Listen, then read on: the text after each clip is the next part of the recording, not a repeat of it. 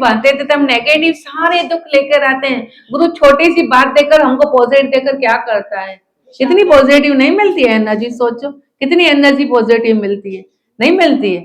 पर लेने वाला चाहिए ना प्यारे, गुरु तो बांट रहा है। अभी यहाँ सबको प्रसाद बटेगा, कोई लेगा?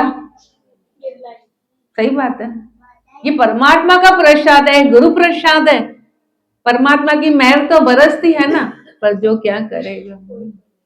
जैसे बारिश पड़े, जो बर्तन सीधा होगा वो भरेगा, जो उल्टा होगा क्या होगा? तो हमारा भी तो ऐसा ही है ना कि परमात्मा की वाणी की मेहर की बारिश हो रही है और हमारे ये बर्तन ही क्या है, तो क्या होगा?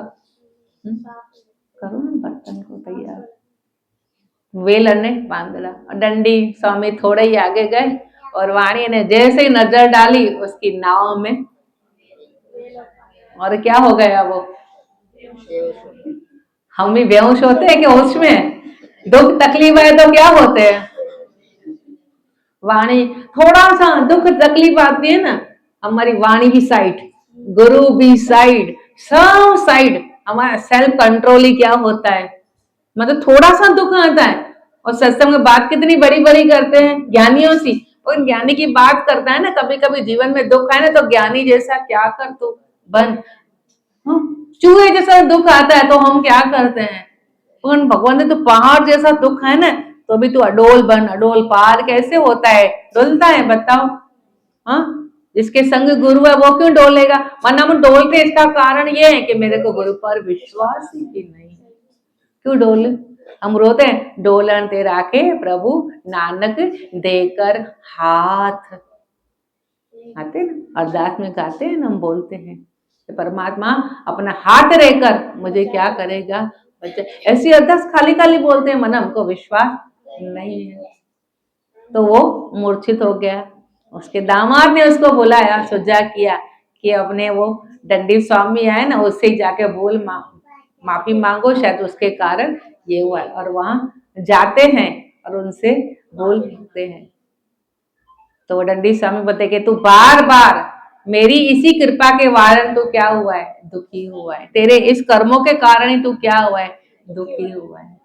और वो खुश होकर फिर जाने लगा। या उसकी पत्नी और बेटी दोनों क्या कर रही थी? व्रत, अभी तक व्रत ही कर रही थी। उनका और वहां के उनका एक आदमी बोलता है कि दोनों आकर पहुंचे हैं। तो दोनों व्रत कर रही थी। लीलावती अपनी बेटी कलावती को बोलती है कि मैं व्रत करके और जा रही पूजा करके, तू भी व्रत पूजा पूरी कर कर आके वहां पर पहुंच।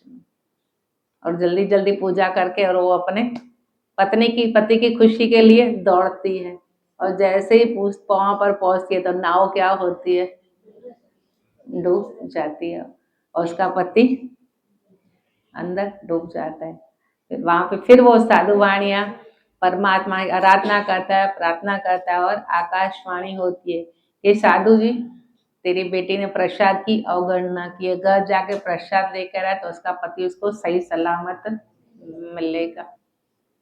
उसकी बेटी कलावती घर आती है, प्रसाद खाती है और यहाँ आती तो उसका पति उसको मिलता है। वहां बैठकर दोनों ही मिलते हैं और परमात्मा की आराधना करते हैं। बोलो सत्यनारायण भगवान की जय।